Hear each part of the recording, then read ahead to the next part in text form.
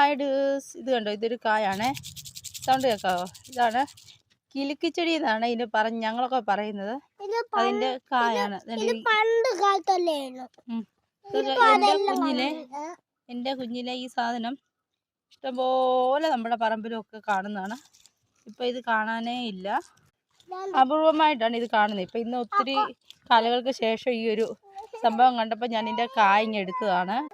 ഈ ചെടിയെപ്പറ്റി കുറച്ചുകൂടെ ഈ കായുള്ള ചെടിയെപ്പറ്റി കുറച്ചുകൂടെ ക്ലിയർ ആയിട്ട് പറഞ്ഞാൽ, കുറച്ച് നാൾ മുമ്പ് ഒരു ട്രെൻഡ് ഉണ്ടായിരുന്നല്ലോ, ചിത്രശലഭങ്ങൾ വന്ന് ഒരുപാട് ചിത്രശലഭങ്ങൾ ഒരു ചെടിയിൽ ചുറ്റി നടക്കുന്നൊരു വീഡിയോ ഞാൻ അങ്ങനെ കുറേ കണ്ടിട്ടുണ്ട്. എന്താ പേര് പറഞ്ഞതെന്ന് ഓർമ്മയില്ല.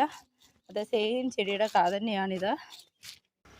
ഈ ചെടിയുടെ പ്രത്യേകത എന്ന് വെച്ച് കഴിഞ്ഞാൽ, ഇതിൻ്റെ തണ്ടിലെ നീര്, ഇലയുടെ നീര്, ഇതാണെങ്കിൽ ചിത്രശലഭങ്ങൾക്ക് ഭയങ്കര ഇഷ്ടമുള്ള കാര്യമാണ്. അപ്പോൾ ആ ചിത്രശലഭങ്ങൾ ഈ ചെടിയിൽ വന്ന് മുട്ടയിടുകയും പുഴുകാവുകയും അങ്ങനെ ആ ചെടിയിൽ നിന്നും ഒരുപാട് ചിത്രശലഭങ്ങൾ ഉണ്ടാവുകയും ചെയ്യും.